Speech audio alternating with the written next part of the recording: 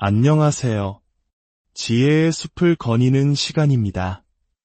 우리는 살아가면서 문득 이런 질문을 던지곤 합니다. 나는 왜 괴로워할까요? 내 인생에는 기쁨의 순간만큼이나 고통의 순간도 많은 것일까요? 인류는 아주 오래전부터 이 근원적인 질문에 대한 답을 찾아 헤맸습니다. 오늘 우리는 그 위대한 탐구의 여정 중 하나인 불교에서 말하는 깨달음의 의미와 그것이 어떻게 우리를 고통의 굴레에서 벗어나게 하는지에 대해 깊이 있는 이야기를 나누어 보고자 합니다. 이 지혜의 여정을 시작하기에 앞서 잠시 시간을 내어 구독과 좋아요를 눌러주신다면 더 많은 분들과 이 깊은 성찰을 나눌 수 있는 큰 힘이 됩니다. 여러분의 작은 손길이 지혜의 빛을 더 널리 퍼뜨리는 씨앗이 될 것입니다. 여러분의 삶에 언제나 평온과 지혜가 함께하기를 기원합니다. 이야기를 시작하기 위해 우리는 시간을 거슬러 고대 인도로 여행을 떠나야 합니다. 당시 인도 사람들은 윤회라는 사상을 보편적으로 믿고 있었습니다. 윤회란 우리의 삶이 단 한 번으로 끝나지 않고 죽음 이후에도 계속해서 다른 모습으로 태어나는 과정이 수레바퀴처럼 영원히 반복된다는 생각입니다. 이 생에서 선한 일을 많이 하면 다음 생에는 천상계나 인간 세상의 좋은 환경에 태어나 복을 누리고 악한 일을 저지르면 지옥이나 축생 혹은 비참한 환경에 태어나 그 죗값을 치른다고 믿었습니다. 언뜻 보면 합리적인 인과응보의 법칙처럼 보이지만 여기에는 한 가지 거대한 고통이 전제되어 있습니다. 바로 이 끝없는 생과 사의 반복, 그 자체가 거대한 고통이라는 것입니다. 좋은 곳에 태어나든 나쁜 곳에 태어나든 이 수레바퀴 안에서는 결코 완전한 자유와 평화를 얻을 수 없다는 것이죠. 이것이 바로 윤회의 고통입니다. 당시 인도의 전통 사상인 브라만교, 즉 힌두교에서는 이 고통에서 벗어나는 길을 제시했습니다. 세상의 창조신인 브라만과 합이라는 것입니다. 그들은 우주를 창조한 절대적인 신, 브라만이 있고 모든 개개인의 내면에는 그 신의 작은 분신인 아트만이 깃들어 있다고 믿었습니다. 고된 수행과 제사를 통해 내 안에 아트만을 순수하게 갈고 닦아 마침내 우주적 존재인 브라만과 하나가 될 때 우리는 이 지긋지긋한 윤회의 굴레에서 벗어나 영원한 평온, 즉 해탈에 이를 수 있다고 가르쳤습니다. 이것은 매우 철학적이고 심오한 가르침이었지만 젊은 시다르타 왕자의 눈에는 현실의 문제를 해결해주지 못하는 것처럼 보였습니다. 그는 왕자로서 세상의 모든 부귀영화를 손에 쥐었지만 그의 마음속에는 해결되지 않는 깊은 고뇌가 있었습니다. 성 밖에서 마주친 늙고 병들고 죽어가는 사람들의 모습은 그에게 삶의 본질적인 괴로움에 대한 의문을 안겨주었습니다. 사람들은 신에게 정성껏 제사를 지내고 기도를 올리는데 왜 세상에는 여전히 전쟁과 가난, 차별과 질병, 그리고 죽음이라는 끔찍한 고통이 사라지지 않는 것일까? 자신은 모든 것을 가졌음에도 불구하고 왜 마음속 깊은 곳에서는 불안과 고뇌가 떠나지 않는 것일까? 그는 물질적인 풍요나 신에 대한 믿음만으로는 이 문제를 해결할 수 없다고 직감했습니다. 그는 왜 인간은 괴로운가? 라는 질문의 답을 스스로 찾기 위해 왕궁의 안락한 삶을 버리고 모든 것을 내려놓은 채 진리를 찾아 길을 떠났습니다. 그렇게 출가한 시다르타는 당시의 위대한 스승들을 찾아다니며 가르침을 구했습니다. 그 시대의 많은 수행자들은 인간 고통의 근원이 욕망에 있다고 보았습니다. 그래서 그들은 욕망의 뿌리를 완전히 잘라버리기 위해 극단적인 고행을 택했습니다. 며칠씩 굶거나 뜨거운 태양 아래 몸을 지지고 가시덤불 위에 눕는 등 육체가 견딜 수 있는 한계까지 스스로를 몰아붙였습니다. 시다르타 역시 그 누구보다도 치열하게 6년간이나 이 고행의 길을 따랐습니다. 뼈와 가죽만 남을 정도로 스스로를 학대한 그의 모습에 주변의 다른 수행자들은 그가 곧 위대한 깨달음을 얻을 것이라고 존경할 정도였습니다. 하지만 정작 시다르타 자신은 마음속에서 아무런 변화도 느끼지 못했습니다. 육체적인 고통이 극에 달했을 뿐 내면의 고뇌는 조금도 사라지지 않았습니다.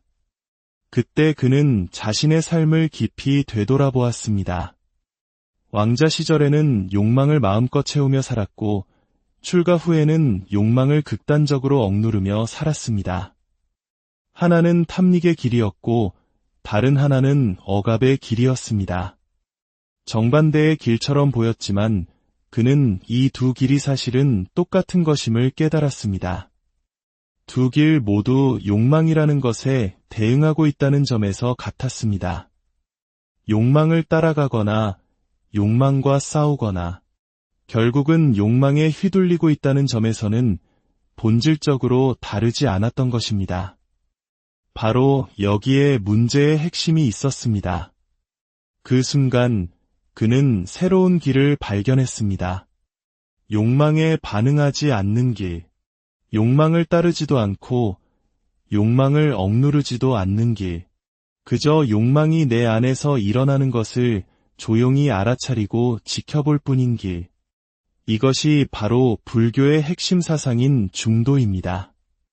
예를 들어 담배를 피우고 싶은 욕구가 일어날 때 우리는 보통 두 가지 방식으로 반응합니다.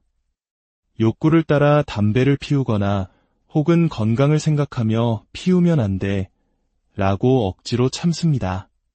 담배를 피우면 건강을 해치는 과보를 얻게 되고 억지로 참으면 스트레스라는 또 다른 고통이 쌓입니다.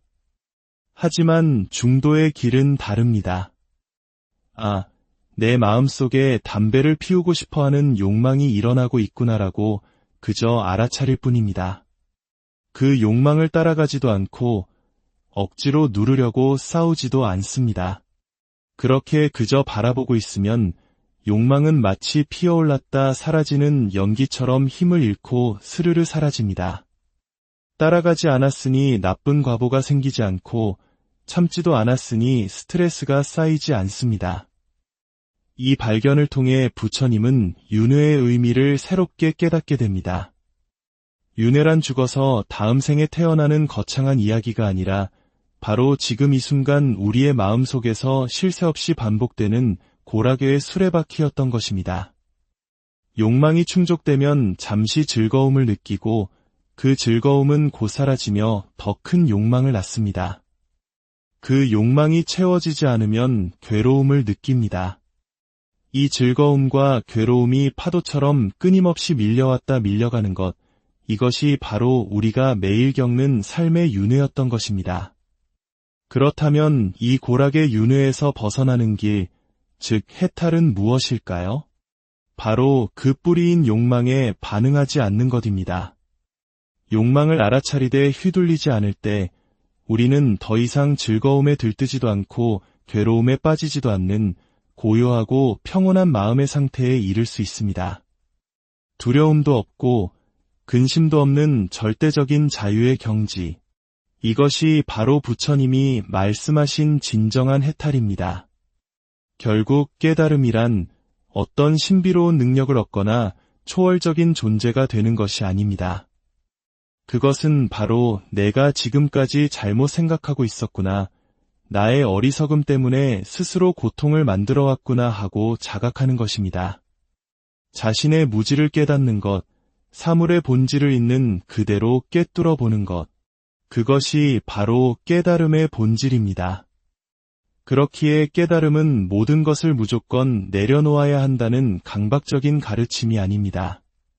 만약 우리가 뜨거운 찻잔을 들고 있다면 뜨거워 하며 스스로 내려놓게 됩니다. 굳이 누가 내려놓아라라고 명령할 필요가 없습니다.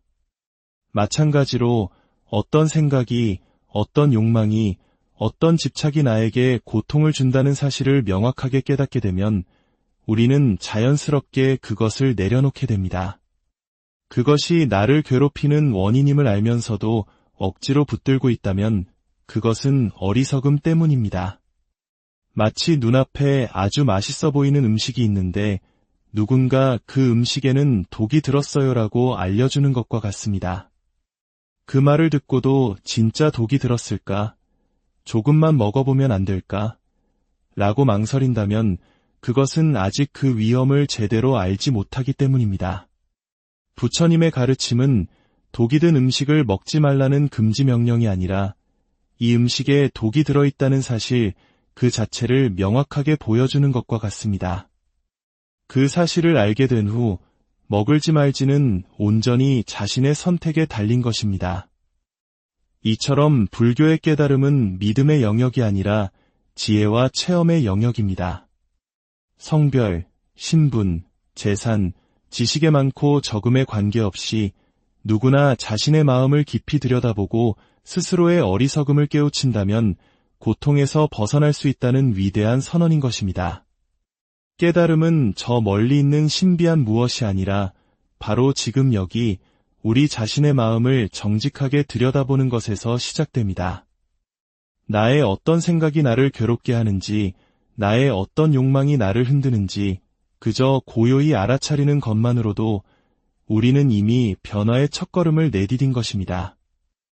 오늘 우리의 이야기가 여러분의 마음에 작은 평화의 등불 하나를 켜는 계기가 되었기를 바랍니다. 안녕하세요. 지혜의 숲을 거니는 시간입니다. 우리는 살아가면서 문득 이런 질문을 던지곤 합니다. 나는 왜 괴로워할까요? 내 인생에는 기쁨의 순간만큼이나 고통의 순간도 많은 것일까요? 인류는 아주 오래전부터 이 근원적인 질문에 대한 답을 찾아 헤맸습니다. 오늘 우리는 그 위대한 탐구의 여정 중 하나인 불교에서 말하는 깨달음의 의미와 그것이 어떻게 우리를 고통의 굴레에서 벗어나게 하는지에 대해 깊이 있는 이야기를 나누어 보고자 합니다. 이 지혜의 여정을 시작하기에 앞서 잠시 시간을 내어 구독과 좋아요를 눌러주신다면 더 많은 분들과 이 깊은 성찰을 나눌 수 있는 큰 힘이 됩니다. 여러분의 작은 손길이 지혜의 빛을 더 널리 퍼뜨리는 씨앗이 될 것입니다. 여러분의 삶에 언제나 평온과 지혜가 함께하기를 기원합니다. 이야기를 시작하기 위해 우리는 시간을 거슬러 고대 인도로 여행을 떠나야 합니다. 당시 인도 사람들은 윤회라는 사상을 보편적으로 믿고 있었습니다. 윤회란 우리의 삶이 단 한 번으로 끝나지 않고 죽음 이후에도 계속해서 다른 모습으로 태어나는 과정이 수레바퀴처럼 영원히 반복된다는 생각입니다. 이 생에서 선한 일을 많이 하면 다음 생에는 천상계나 인간 세상의 좋은 환경에 태어나 복을 누리고 악한 일을 저지르면 지옥이나 축생 혹은 비참한 환경에 태어나 그 죗값을 치른다고 믿었습니다. 언뜻 보면 합리적인 인과응보의 법칙처럼 보이지만 여기에는 한 가지 거대한 고통이 전제되어 있습니다. 바로 이 끝없는 생과 사의 반복, 그 자체가 거대한 고통이라는 것입니다. 좋은 곳에 태어나든 나쁜 곳에 태어나든 이 수레바퀴 안에서는 결코 완전한 자유와 평화를 얻을 수 없다는 것이죠. 이것이 바로 윤회의 고통입니다. 당시 인도의 전통 사상인 브라만교, 즉 힌두교에서는 이 고통에서 벗어나는 길을 제시했습니다. 세상의 창조신인 브라만과 합이라는 것입니다. 그들은 우주를 창조한 절대적인 신, 브라만이 있고 모든 개개인의 내면에는 그 신의 작은 분신인 아트만이 깃들어 있다고 믿었습니다. 고된 수행과 제사를 통해 내 안에 아트만을 순수하게 갈고 닦아 마침내 우주적 존재인 브라만과 하나가 될 때 우리는 이 지긋지긋한 윤회의 굴레에서 벗어나 영원한 평온, 즉 해탈에 이를 수 있다고 가르쳤습니다. 이것은 매우 철학적이고 심오한 가르침이었지만 젊은 시다르타 왕자의 눈에는 현실의 문제를 해결해주지 못하는 것처럼 보였습니다. 그는 왕자로서 세상의 모든 부귀영화를 손에 쥐었지만 그의 마음속에는 해결되지 않는 깊은 고뇌가 있었습니다. 성 밖에서 마주친 늙고 병들고 죽어가는 사람들의 모습은 그에게 삶의 본질적인 괴로움에 대한 의문을 안겨주었습니다. 사람들은 신에게 정성껏 제사를 지내고 기도를 올리는데 왜 세상에는 여전히 전쟁과 가난, 차별과 질병, 그리고 죽음이라는 끔찍한 고통이 사라지지 않는 것일까? 자신은 모든 것을 가졌음에도 불구하고 왜 마음속 깊은 곳에서는 불안과 고뇌가 떠나지 않는 것일까? 그는 물질적인 풍요나 신에 대한 믿음만으로는 이 문제를 해결할 수 없다고 직감했습니다. 그는 왜 인간은 괴로운가? 라는 질문의 답을 스스로 찾기 위해 왕궁의 안락한 삶을 버리고 모든 것을 내려놓은 채 진리를 찾아 길을 떠났습니다. 그렇게 출가한 시다르타는 당시의 위대한 스승들을 찾아다니며 가르침을 구했습니다.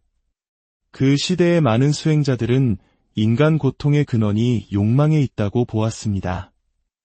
그래서 그들은 욕망의 뿌리를 완전히 잘라버리기 위해 극단적인 고행을 택했습니다. 며칠씩 굶거나 뜨거운 태양 아래 몸을 지지고 가시덤불 위에 눕는 등 육체가 견딜 수 있는 한계까지 스스로를 몰아붙였습니다. 시다르타 역시 그 누구보다도 치열하게 6년간이나 이 고행의 길을 따랐습니다. 뼈와 가죽만 남을 정도로 스스로를 학대한 그의 모습에 주변의 다른 수행자들은 그가 곧 위대한 깨달음을 얻을 것이라고 존경할 정도였습니다. 하지만 정작 시다르타 자신은 마음속에서 아무런 변화도 느끼지 못했습니다.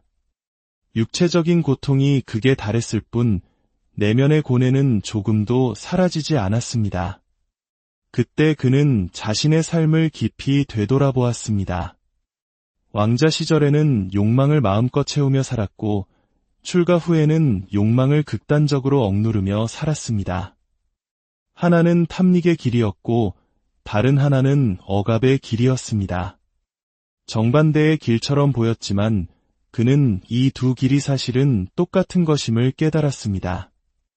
두 길 모두 욕망이라는 것에 대응하고 있다는 점에서 같았습니다. 욕망을 따라가거나 욕망과 싸우거나 결국은 욕망에 휘둘리고 있다는 점에서는 본질적으로 다르지 않았던 것입니다. 바로 여기에 문제의 핵심이 있었습니다. 그 순간 그는 새로운 길을 발견했습니다. 욕망에 반응하지 않는 길, 욕망을 따르지도 않고 욕망을 억누르지도 않는 길, 그저 욕망이 내 안에서 일어나는 것을 조용히 알아차리고 지켜볼 뿐인 길. 이것이 바로 불교의 핵심 사상인 중도입니다. 예를 들어 담배를 피우고 싶은 욕구가 일어날 때 우리는 보통 두 가지 방식으로 반응합니다. 욕구를 따라 담배를 피우거나 혹은 건강을 생각하며 피우면 안 돼 라고 억지로 참습니다. 담배를 피우면 건강을 해치는 과보를 얻게 되고 억지로 참으면 스트레스라는 또 다른 고통이 쌓입니다. 하지만 중도의 길은 다릅니다. 내 마음속에 담배를 피우고 싶어하는 욕망이 일어나고 있구나라고 그저 알아차릴 뿐입니다. 그 욕망을 따라가지도 않고 억지로 누르려고 싸우지도 않습니다. 그렇게 그저 바라보고 있으면 욕망은 마치 피어올랐다 사라지는 연기처럼 힘을 잃고 스르르 사라집니다. 따라가지 않았으니 나쁜 과보가 생기지 않고 참지도 않았으니 스트레스가 쌓이지 않습니다. 이 발견을 통해 부처님은 윤회의 의미를 새롭게 깨닫게 됩니다. 윤회란 죽어서 다음 생에 태어나는 거창한 이야기가 아니라 바로 지금 이 순간 우리의 마음속에서 쉴 새 없이 반복되는 고락의 수레바퀴였던 것입니다. 욕망이 충족되면 잠시 즐거움을 느끼고 그 즐거움은 곧 사라지며 더 큰 욕망을 낳습니다. 그 욕망이 채워지지 않으면 괴로움을 느낍니다. 이 즐거움과 괴로움이 파도처럼 끊임없이 밀려왔다 밀려가는 것, 이것이 바로 우리가 매일 겪는 삶의 윤회였던 것입니다. 그렇다면 이 고락의 윤회에서 벗어나는 길, 즉 해탈은 무엇일까요? 바로 그 뿌리인 욕망에 반응하지 않는 것입니다. 욕망을 알아차리되 휘둘리지 않을 때 우리는 더 이상 즐거움에 들뜨지도 않고 괴로움에 빠지지도 않는 고요하고 평온한 마음의 상태에 이를 수 있습니다. 두려움도 없고 근심도 없는 절대적인 자유의 경지. 이것이 바로 부처님이 말씀하신 진정한 해탈입니다. 결국 깨달음이란 어떤 신비로운 능력을 얻거나 초월적인 존재가 되는 것이 아닙니다. 그것은 바로 내가 지금까지 잘못 생각하고 있었구나, 나의 어리석음 때문에 스스로 고통을 만들어왔구나 하고 자각하는 것입니다. 자신의 무지를 깨닫는 것, 사물의 본질을 있는 그대로 꿰뚫어 보는 것, 그것이 바로 깨달음의 본질입니다. 그렇기에 깨달음은 모든 것을 무조건 내려놓아야 한다는 강박적인 가르침이 아닙니다. 만약 우리가 뜨거운 찻잔을 들고 있다면 아, 뜨거워 하며 스스로 내려놓게 됩니다. 굳이 누가 내려놓아라라고 명령할 필요가 없습니다.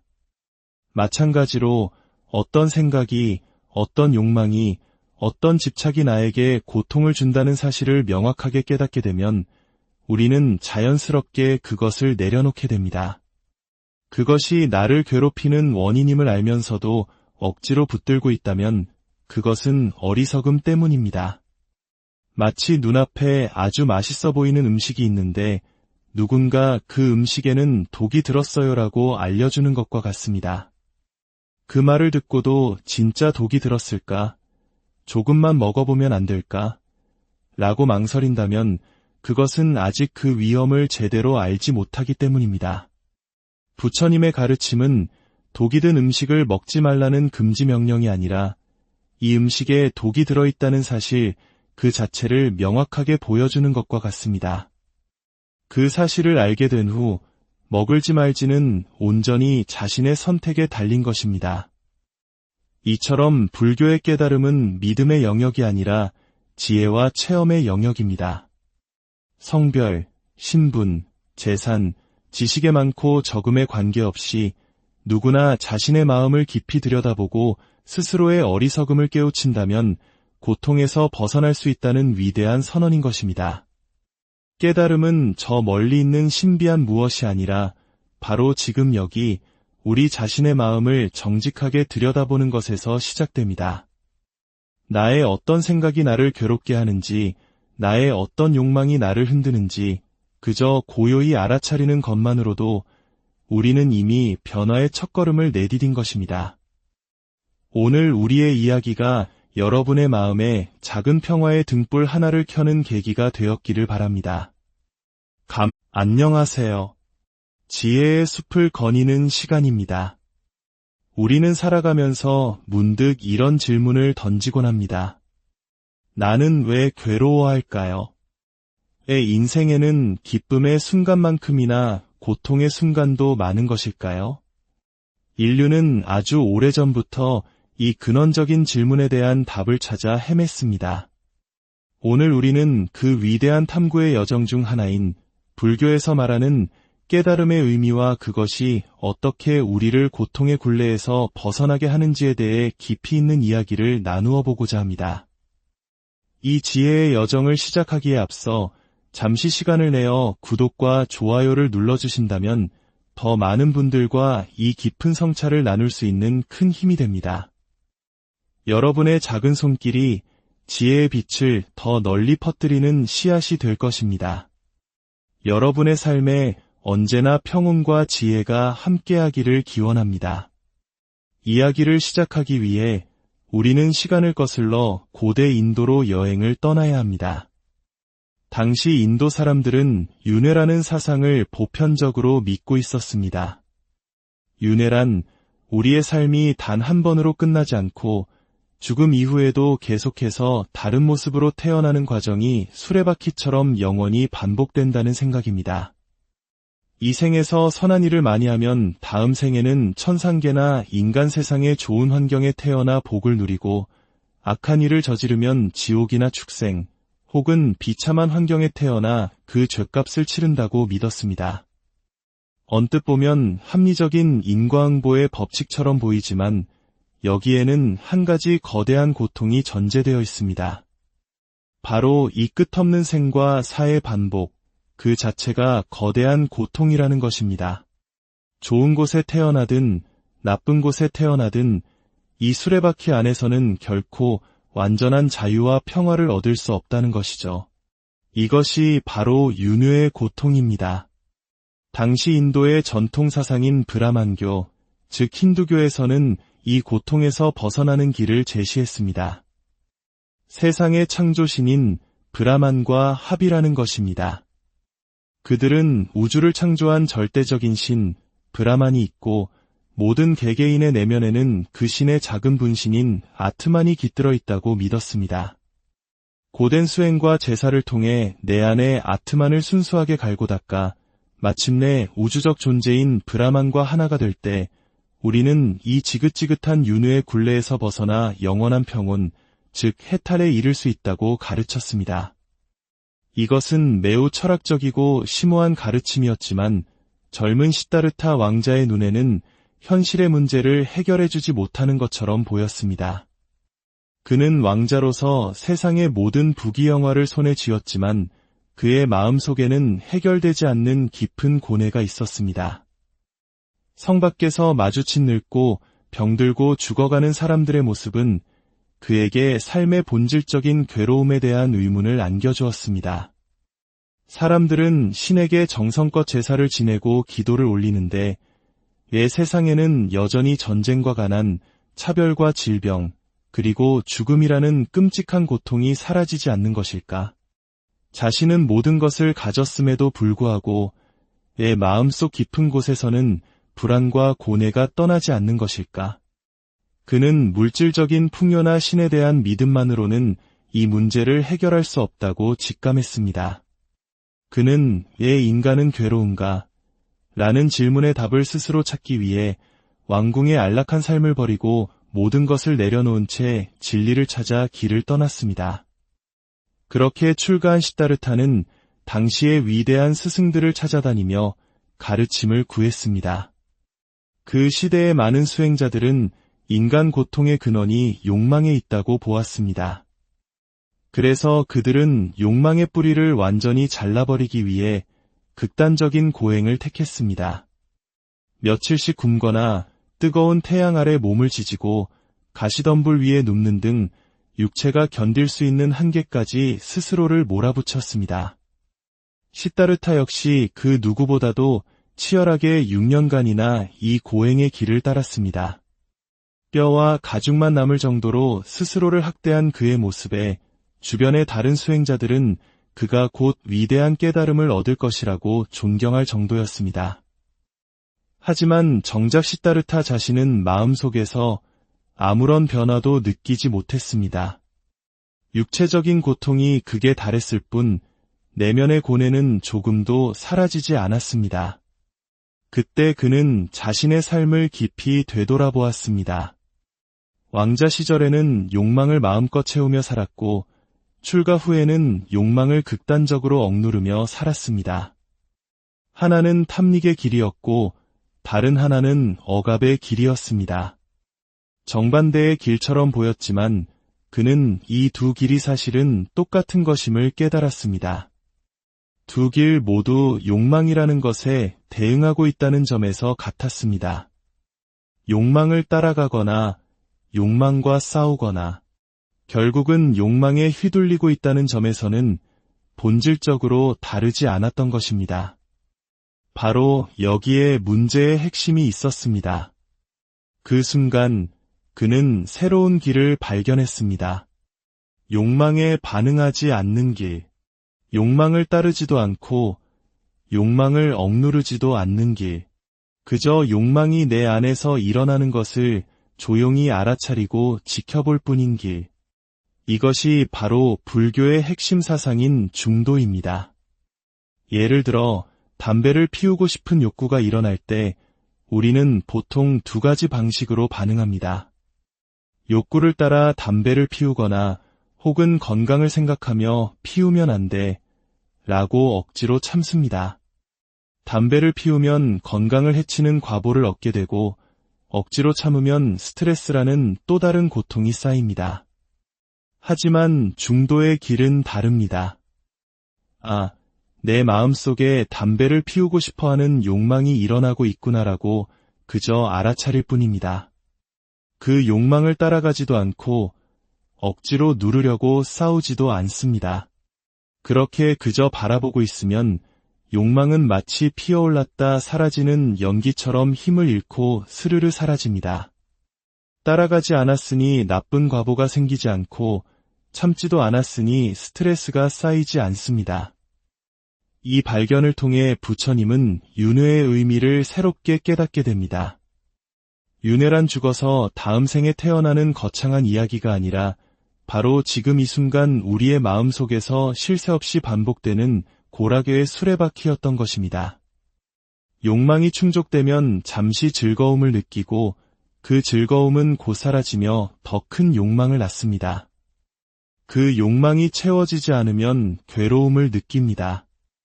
이 즐거움과 괴로움이 파도처럼 끊임없이 밀려왔다 밀려가는 것, 이것이 바로 우리가 매일 겪는 삶의 윤회였던 것입니다. 그렇다면 이 고락의 윤회에서 벗어나는 길, 즉 해탈은 무엇일까요? 바로 그 뿌리인 욕망에 반응하지 않는 것입니다. 욕망을 알아차리되 휘둘리지 않을 때 우리는 더 이상 즐거움에 들뜨지도 않고 괴로움에 빠지지도 않는 고요하고 평온한 마음의 상태에 이를 수 있습니다. 두려움도 없고 근심도 없는 절대적인 자유의 경지. 이것이 바로 부처님이 말씀하신 진정한 해탈입니다. 결국 깨달음이란 어떤 신비로운 능력을 얻거나 초월적인 존재가 되는 것이 아닙니다. 그것은 바로 내가 지금까지 잘못 생각하고 있었구나, 나의 어리석음 때문에 스스로 고통을 만들어왔구나 하고 자각하는 것입니다. 자신의 무지를 깨닫는 것, 사물의 본질을 있는 그대로 꿰뚫어 보는 것, 그것이 바로 깨달음의 본질입니다. 그렇기에 깨달음은 모든 것을 무조건 내려놓아야 한다는 강박적인 가르침이 아닙니다. 만약 우리가 뜨거운 찻잔을 들고 있다면 아, 뜨거워 하며 스스로 내려놓게 됩니다. 굳이 누가 내려놓아라라고 명령할 필요가 없습니다. 마찬가지로 어떤 생각이, 어떤 욕망이, 어떤 집착이 나에게 고통을 준다는 사실을 명확하게 깨닫게 되면 우리는 자연스럽게 그것을 내려놓게 됩니다. 그것이 나를 괴롭히는 원인임을 알면서도 억지로 붙들고 있다면 그것은 어리석음 때문입니다.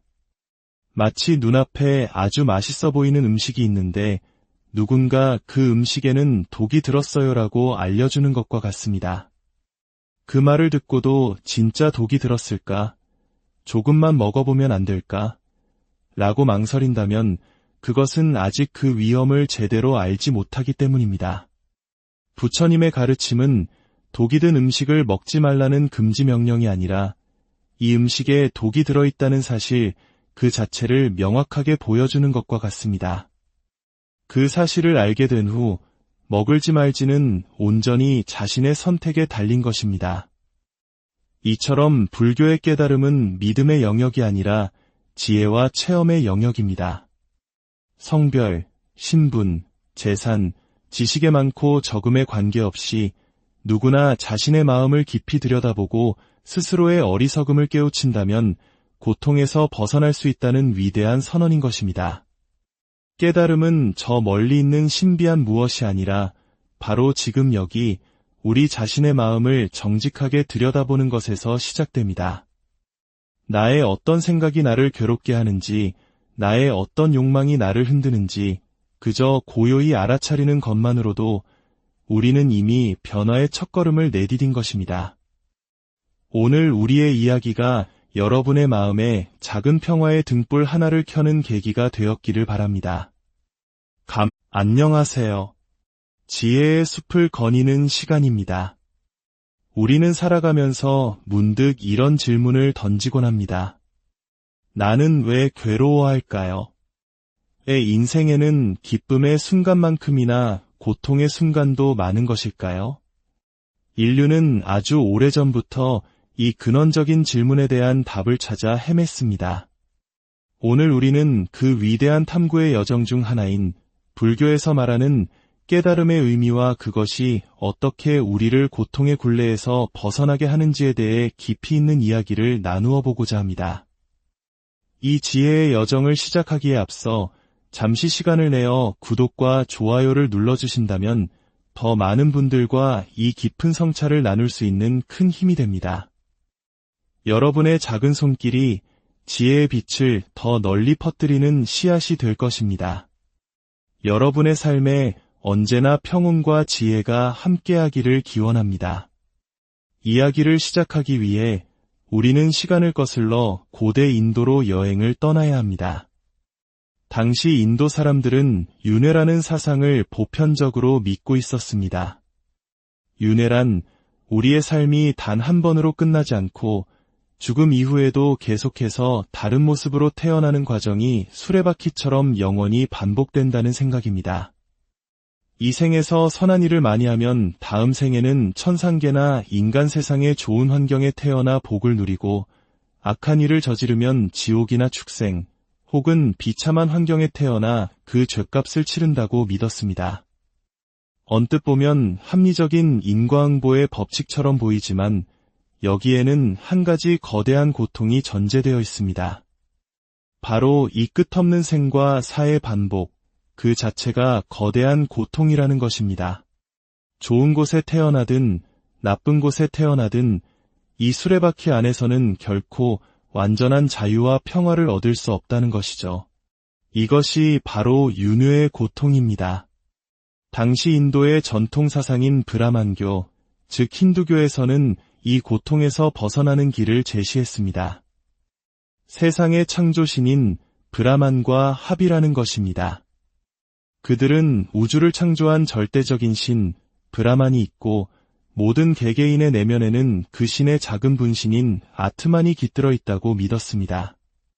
고된 수행과 제사를 통해 내 안에 아트만을 순수하게 갈고 닦아 마침내 우주적 존재인 브라만과 하나가 될 때 우리는 이 지긋지긋한 윤회의 굴레에서 벗어나 영원한 평온, 즉 해탈에 이를 수 있다고 가르쳤습니다.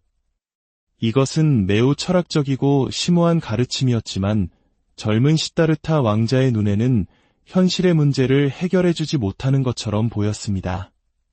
그는 왕자로서 세상의 모든 부귀영화를 손에 쥐었지만 그의 마음속에는 해결되지 않는 깊은 고뇌가 있었습니다. 성 밖에서 마주친 늙고 병들고 죽어가는 사람들의 모습은 그에게 삶의 본질적인 괴로움에 대한 의문을 안겨주었습니다. 사람들은 신에게 정성껏 제사를 지내고 기도를 올리는데 왜 세상에는 여전히 전쟁과 가난, 차별과 질병, 그리고 죽음이라는 끔찍한 고통이 사라지지 않는 것일까? 자신은 모든 것을 가졌음에도 불구하고 내 마음속 깊은 곳에서는 불안과 고뇌가 떠나지 않는 것일까?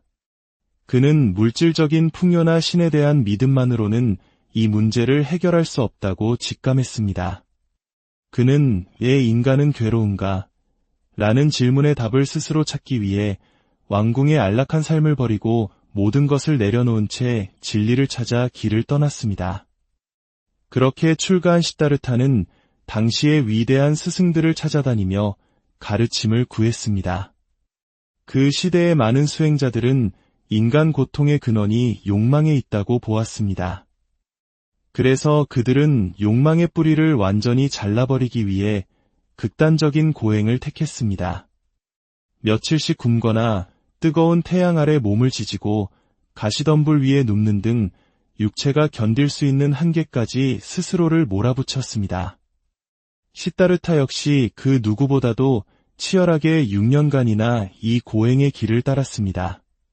뼈와 가죽만 남을 정도로 스스로를 학대한 그의 모습에 주변의 다른 수행자들은 그가 곧 위대한 깨달음을 얻을 것이라고 존경할 정도였습니다. 하지만 정작 시다르타 자신은 마음속에서 아무런 변화도 느끼지 못했습니다. 육체적인 고통이 극에 달했을 뿐 내면의 고뇌는 조금도 사라지지 않았습니다. 그때 그는 자신의 삶을 깊이 되돌아보았습니다.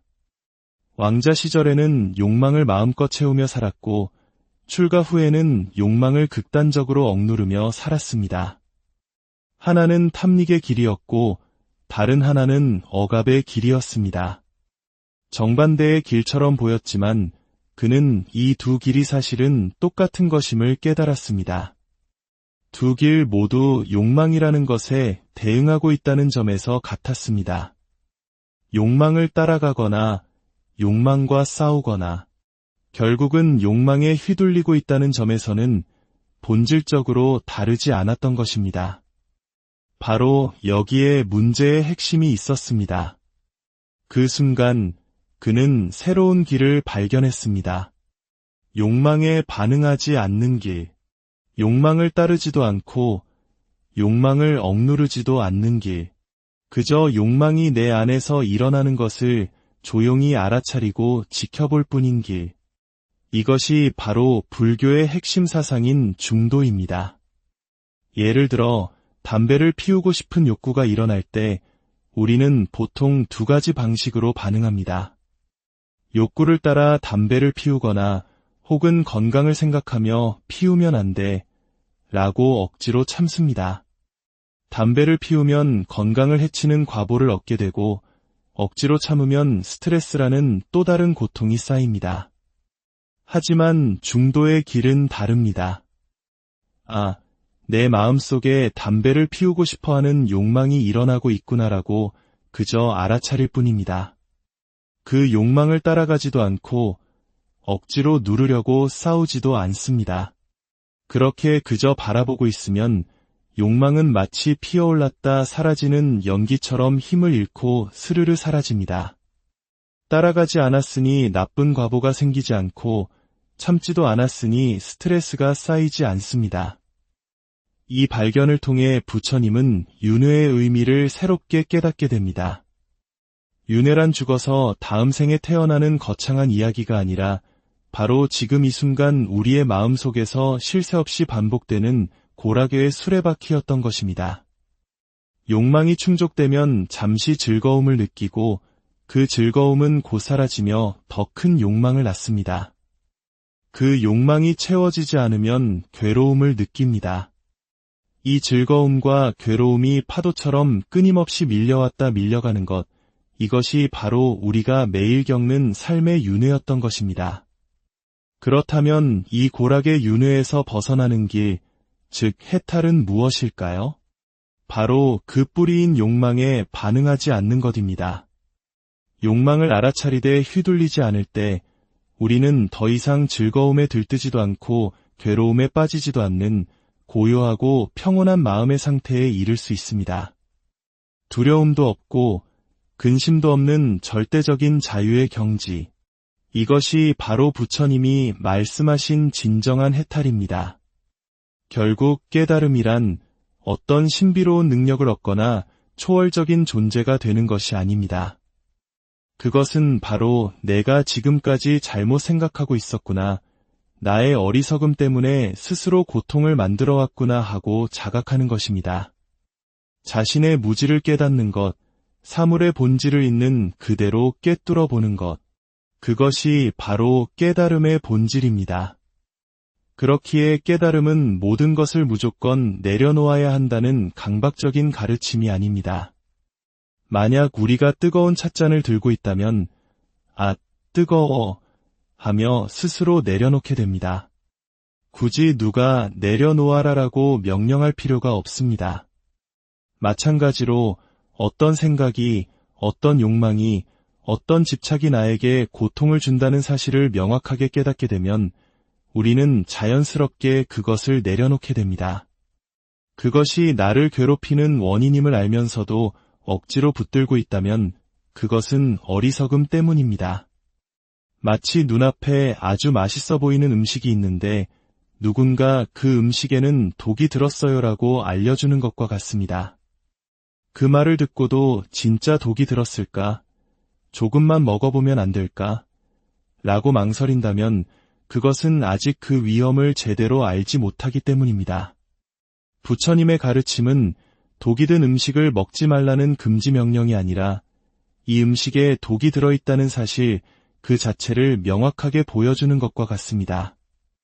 그 사실을 알게 된 후 먹을지 말지는 온전히 자신의 선택에 달린 것입니다. 이처럼 불교의 깨달음은 믿음의 영역이 아니라 지혜와 체험의 영역입니다. 성별, 신분, 재산, 지식의 많고 적음에 관계없이 누구나 자신의 마음을 깊이 들여다보고 스스로의 어리석음을 깨우친다면 고통에서 벗어날 수 있다는 위대한 선언인 것입니다. 깨달음은 저 멀리 있는 신비한 무엇이 아니라 바로 지금 여기 우리 자신의 마음을 정직하게 들여다보는 것에서 시작됩니다. 나의 어떤 생각이 나를 괴롭게 하는지, 나의 어떤 욕망이 나를 흔드는지 그저 고요히 알아차리는 것만으로도 우리는 이미 변화의 첫걸음을 내디딘 것입니다. 오늘 우리의 이야기가 여러분의 마음에 작은 평화의 등불 하나를 켜는 계기가 되었기를 바랍니다. 안녕하세요. 지혜의 숲을 거니는 시간입니다. 우리는 살아가면서 문득 이런 질문을 던지곤 합니다. 나는 왜 괴로워할까요? 내 인생에는 기쁨의 순간만큼이나 고통의 순간도 많은 것일까요? 인류는 아주 오래전부터 이 근원적인 질문에 대한 답을 찾아 헤맸습니다. 오늘 우리는 그 위대한 탐구의 여정 중 하나인 불교에서 말하는 깨달음의 의미와 그것이 어떻게 우리를 고통의 굴레에서 벗어나게 하는지에 대해 깊이 있는 이야기를 나누어 보고자 합니다. 이 지혜의 여정을 시작하기에 앞서 잠시 시간을 내어 구독과 좋아요를 눌러주신다면 더 많은 분들과 이 깊은 성찰을 나눌 수 있는 큰 힘이 됩니다. 여러분의 작은 손길이 지혜의 빛을 더 널리 퍼뜨리는 씨앗이 될 것입니다. 여러분의 삶에 언제나 평온과 지혜가 함께하기를 기원합니다. 이야기를 시작하기 위해 우리는 시간을 거슬러 고대 인도로 여행을 떠나야 합니다. 당시 인도 사람들은 윤회라는 사상을 보편적으로 믿고 있었습니다. 윤회란 우리의 삶이 단 한 번으로 끝나지 않고 죽음 이후에도 계속해서 다른 모습으로 태어나는 과정이 수레바퀴처럼 영원히 반복된다는 생각입니다. 이 생에서 선한 일을 많이 하면 다음 생에는 천상계나 인간 세상의 좋은 환경에 태어나 복을 누리고 악한 일을 저지르면 지옥이나 축생 혹은 비참한 환경에 태어나 그 죗값을 치른다고 믿었습니다. 언뜻 보면 합리적인 인과응보의 법칙처럼 보이지만 여기에는 한 가지 거대한 고통이 전제되어 있습니다. 바로 이 끝없는 생과 사의 반복, 그 자체가 거대한 고통이라는 것입니다.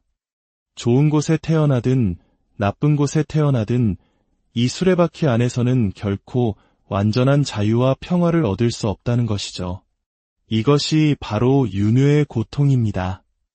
당시 인도의 전통 사상인 브라만교, 즉 힌두교에서는 이 고통에서 벗어나는 길을 제시했습니다.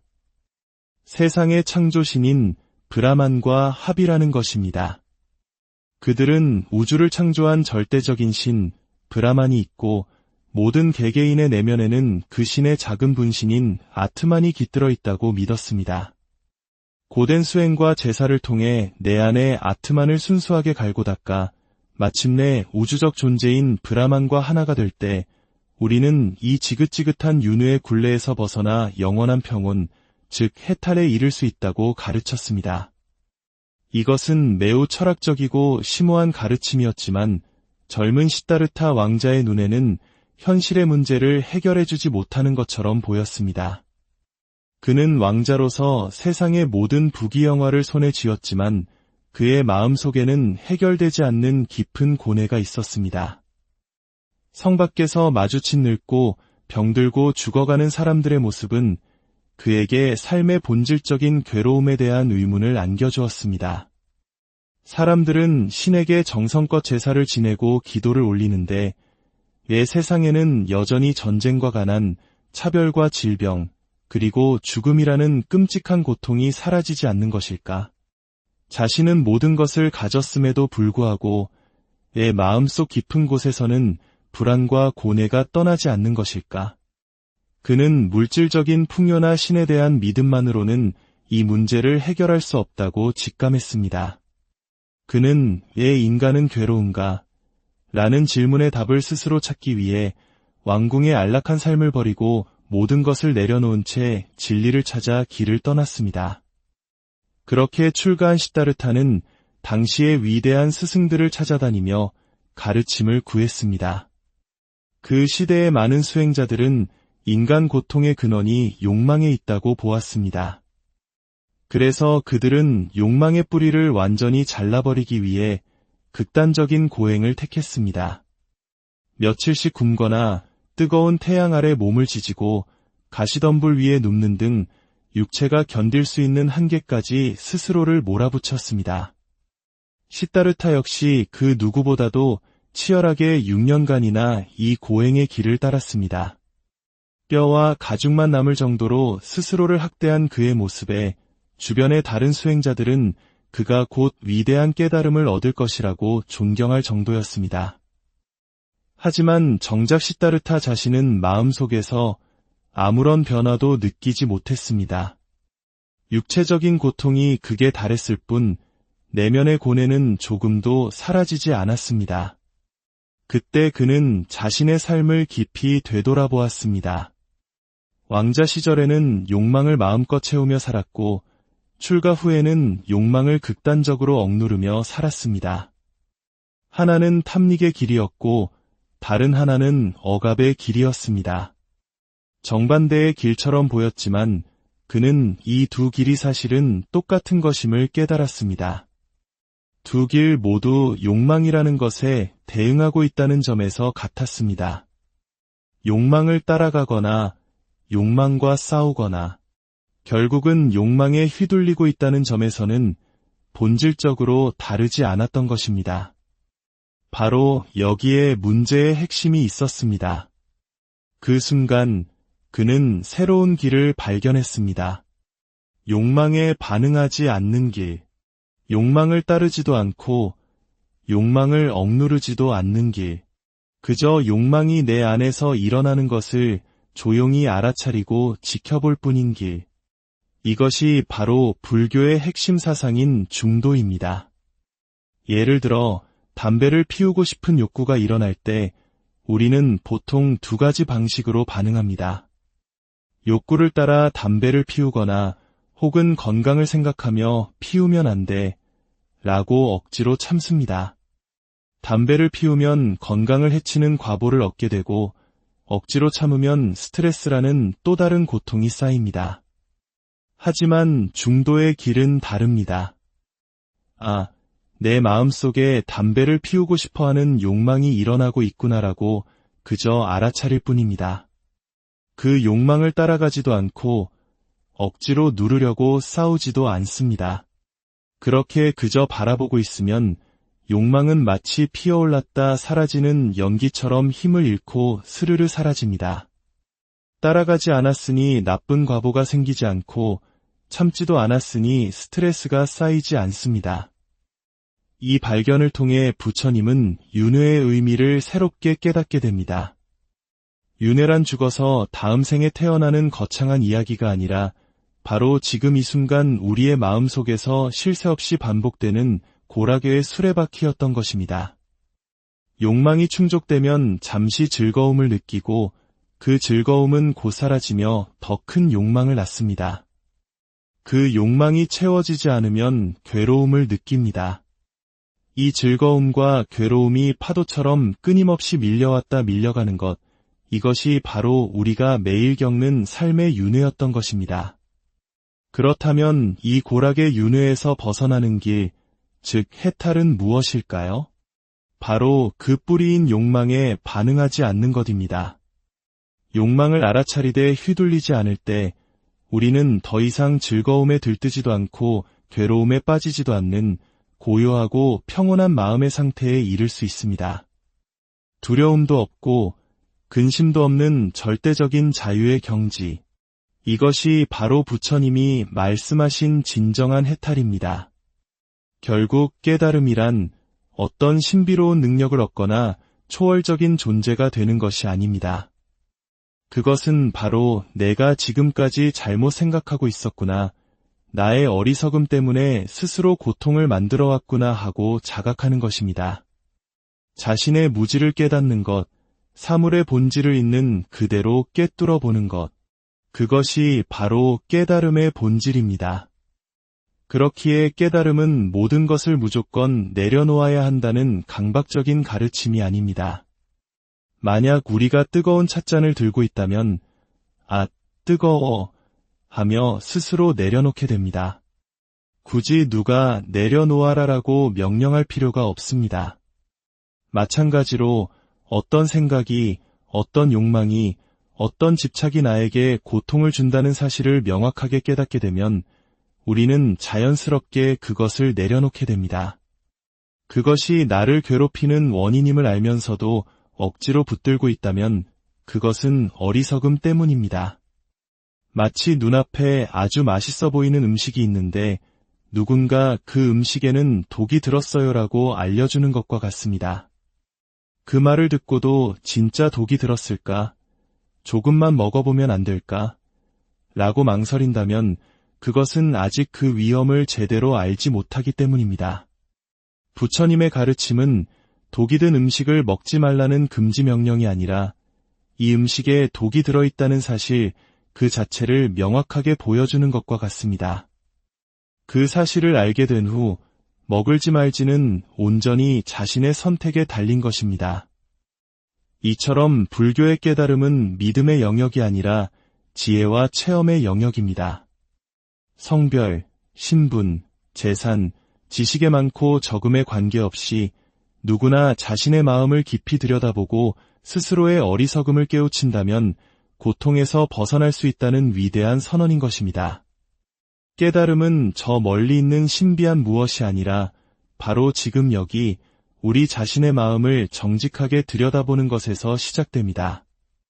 나의 어떤 생각이 나를 괴롭게 하는지, 나의 어떤 욕망이 나를 흔드는지 그저 고요히 알아차리는 것만으로도 우리는 이미 변화의 첫걸음을 내디딘 것입니다. 오늘 우리의 이야기가 여러분의 마음에 작은 평화의 등불 하나를 켜는 계기가 되었기를 바랍니다. 안녕하세요. 지혜의 숲을 거니는 시간입니다. 우리는 살아가면서 문득 이런 질문을 던지곤 합니다. 나는 왜 괴로워할까요? 내 인생에는 기쁨의 순간만큼이나 고통의 순간도 많은 것일까요? 인류는 아주 오래전부터 이 근원적인 질문에 대한 답을 찾아 헤맸습니다. 오늘 우리는 그 위대한 탐구의 여정 중 하나인 불교에서 말하는 깨달음의 의미와 그것이 어떻게 우리를 고통의 굴레에서 벗어나게 하는지에 대해 깊이 있는 이야기를 나누어 보고자 합니다. 이 지혜의 여정을 시작하기에 앞서 잠시 시간을 내어 구독과 좋아요를 눌러주신다면 더 많은 분들과 이 깊은 성찰을 나눌 수 있는 큰 힘이 됩니다. 여러분의 작은 손길이 지혜의 빛을 더 널리 퍼뜨리는 씨앗이 될 것입니다. 여러분의 삶에 언제나 평온과 지혜가 함께하기를 기원합니다. 이야기를 시작하기 위해 우리는 시간을 거슬러 고대 인도로 여행을 떠나야 합니다. 당시 인도 사람들은 윤회라는 사상을 보편적으로 믿고 있었습니다. 윤회란 우리의 삶이 단 한 번으로 끝나지 않고 죽음 이후에도 계속해서 다른 모습으로 태어나는 과정이 수레바퀴처럼 영원히 반복된다는 생각입니다. 이 생에서 선한 일을 많이 하면 다음 생에는 천상계나 인간 세상의 좋은 환경에 태어나 복을 누리고 악한 일을 저지르면 지옥이나 축생 혹은 비참한 환경에 태어나 그 죗값을 치른다고 믿었습니다. 언뜻 보면 합리적인 인과응보의 법칙처럼 보이지만 여기에는 한 가지 거대한 고통이 전제되어 있습니다. 바로 이 끝없는 생과 사의 반복, 그 자체가 거대한 고통이라는 것입니다. 좋은 곳에 태어나든 나쁜 곳에 태어나든 이 수레바퀴 안에서는 결코 완전한 자유와 평화를 얻을 수 없다는 것이죠. 이것이 바로 윤회의 고통입니다. 당시 인도의 전통 사상인 브라만교, 즉 힌두교에서는 이 고통에서 벗어나는 길을 제시했습니다.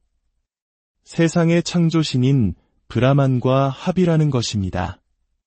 그들은 우주를 창조한 절대적인 신, 브라만이 있고 모든 개개인의 내면에는 그 신의 작은 분신인 아트만이 깃들어 있다고 믿었습니다. 고된 수행과 제사를 통해 내 안에 아트만을 순수하게 갈고 닦아 마침내 우주적 존재인 브라만과 하나가 될 때 우리는 이 지긋지긋한 윤회의 굴레